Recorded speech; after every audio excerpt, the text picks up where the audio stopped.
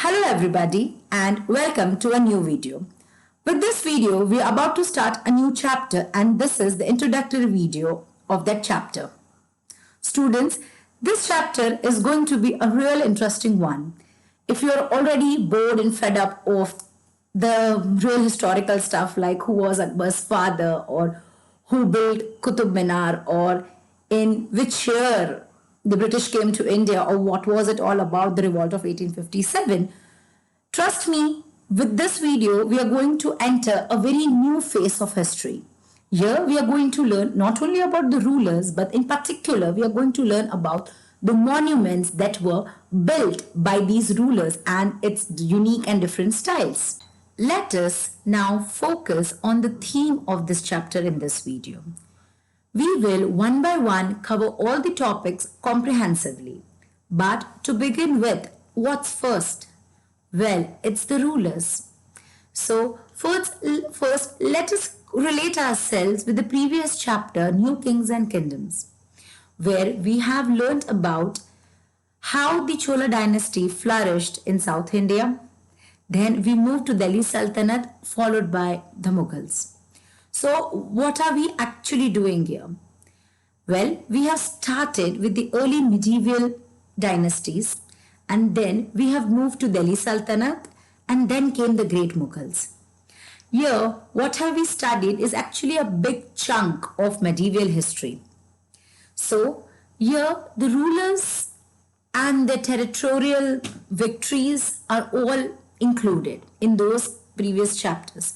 So, try to relate with those rulers of that particular time, either it's of the early medieval time or among, we're talking about the Delhi Sultanate kings or the sultans, or if we're even talking about the Mughal emperors, try to relate yourself or try to relate with these rulers and the buildings which were built under them. So if you had just for a second, if you take a look, now this is the temple that was built by the Chola king, right? Gangaikonda Cholapuram. And this was a temple, right? Whereas when we come up to this is a fort which was built by the Mughals. So both of them are medieval architectural development, are medieval architecture marvels, but then they were made for different reasons. So when these rulers, they came to India, they just didn't come to India and kill people or they targeted and destroyed the temples. They have even done some constructions. So now, let us understand. You have seen the battles that were fought. You have also learned about the chronological order of the rulers. So now, let us focus on the ruling and what exactly was done under these rulers. Did they build any buildings or did they build any monuments? If yes, then was it different from the indigenous rulers?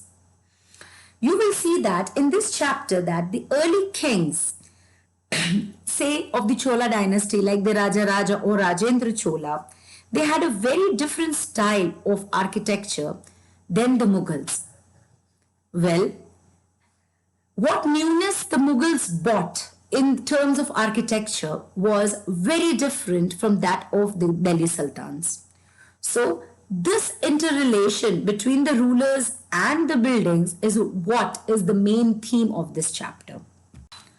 You might visit Taj Mahal in Agra today, which was constructed by the great Mughals. Well, today it's next to impossible to build such a grandeur monument again. Well, practically it's not possible to do that. Well, if you want to do it, yes, there's nothing impossible, but then still so much of effort and the know-how of those people is not a match. So now that's the question. How did they build with less resources? In a while, I will be talking about the Kutub Minar. There, I wish to tell you about an interpretation which is also mentioned in your textbook. So, history and its significance tells us how developed those people or those rulers or those constructors were in that particular era. In this chapter, we also get a perspective that beside whatever these medieval rulers were doing, What else were they up to? That's the theme of this chapter. So, keeping this in mind, we need to learn about the know-how of the architectural development in the medieval era. So, here I will again request you kindly relate yourselves with the previous chapters that you have done, like the New King and Kingdoms, Delhi Sultanate, and the Mughal Empire. Here, this is Kutub Minar. This is the same image taken from your textbook to make your reference more relatable. So my very first question is, who built Kutub Minar? Well, many of you have guessed it right. It's Kutubuddin Aibak, who was the founder of the Aibak or the Mamluk dynasty of the Delhi Sultanate.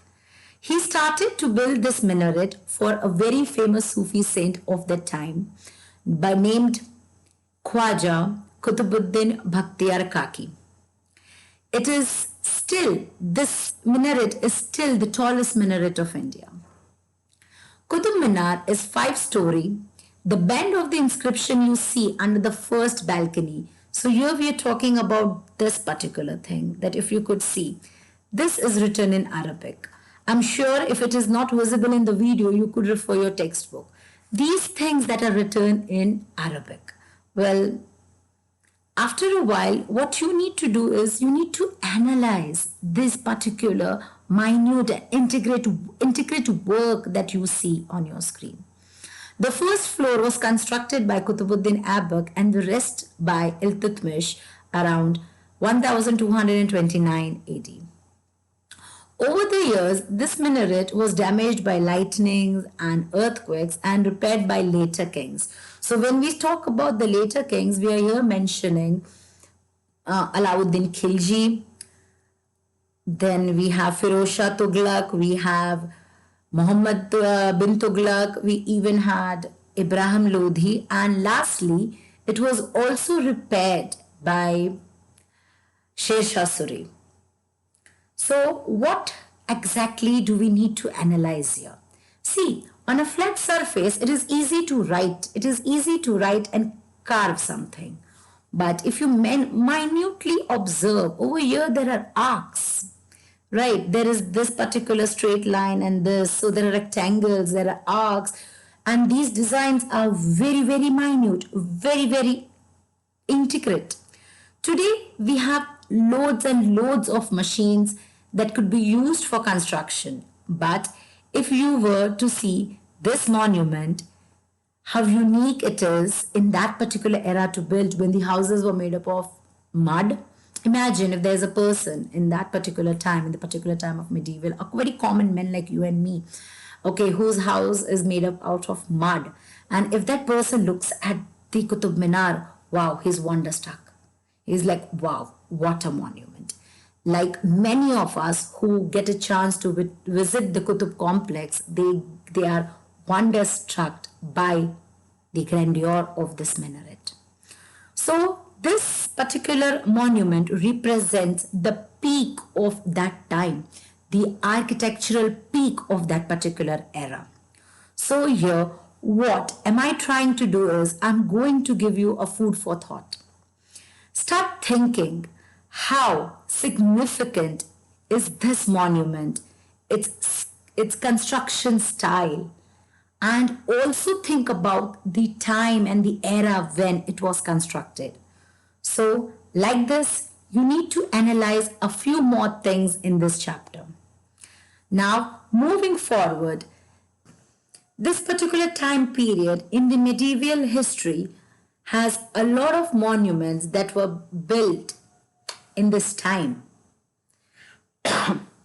The time period is between the 8th and the 18th century. It was not only the kings, but their officers also built two types of structures. So we can categorize these structures in a broad manner, like the private buildings and the buildings for the public activity. So let us first talk about and understand what do I mean by private buildings. Just like the private property that your parents own, right? It is the same way the forts, the palaces, gardens, residencies, and tombs.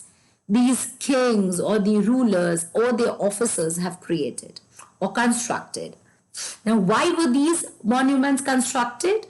Because to make them feel safe, protected, and once they have moved ahead in their lives, once they have moved on, right, it could be their resting place in the world. Well, this particular private buildings has always shown the grandiose of the particular ruler. And next comes the buildings for the public activity. Just like in today's world, when a politician who has been voted and elected by the common people, once he or she is elected to the position, they either make temples or they make buildings that could make them popular among their subjects. So in the same way, the temples, mosques, tanks, wells, caravansarais and bazaars were created. So if it was a Hindu ruler or it was a dominant Hindu locality or a Hindu region or a area, then definitely the temples were created. Then with time we saw that the Mughals or the Islamic rulers came and they made their own praying place.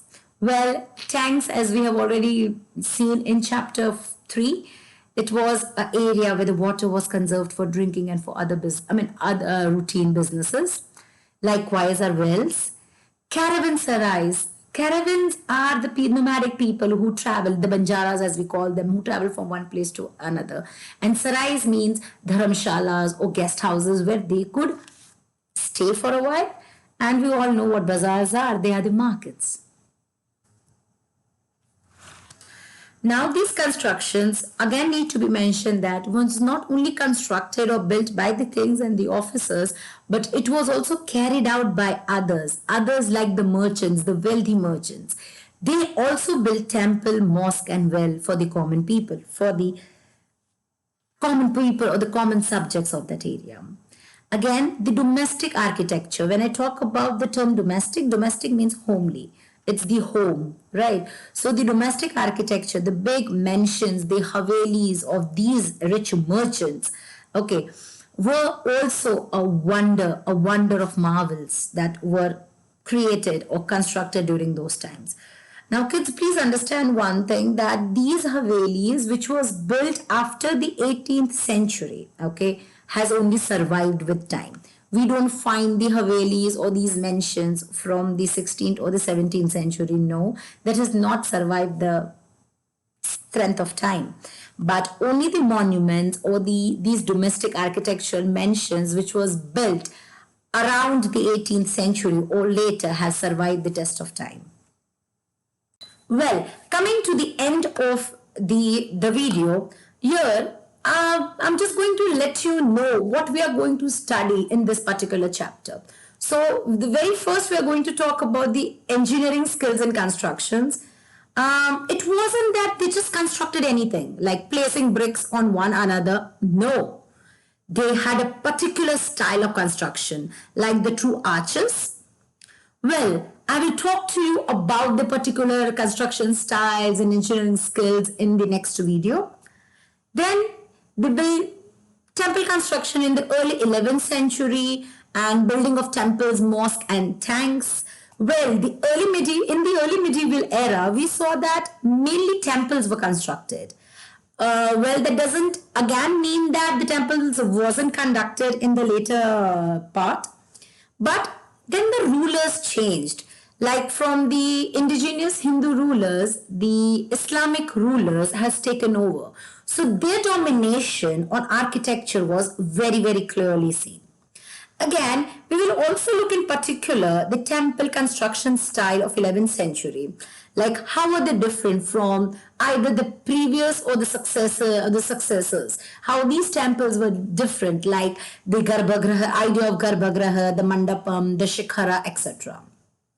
Then we will also look at why these temples were destroyed. In this particular topic, we will specially focus on why and where these temples were targeted and destroyed, as the temples were a very big symbol of power. Lastly, we will also talk about gardens and tombs. Well, garden was a new thing. I mean, it was the newness of the Mughal architecture, and it was introduced during the Mughals. So, my dear students, this is our battleground, and this is all about our battle of learning. I hope you have learned and understood the theme of this chapter and also got a brief insight on all the different topics that we are going to see in the forthcoming videos. If you have any doubt related to this particular video, please feel free to ask me in the comments below, and let's meet in the next video. Till then, stay safe, stay healthy, and keep learning. Thank you.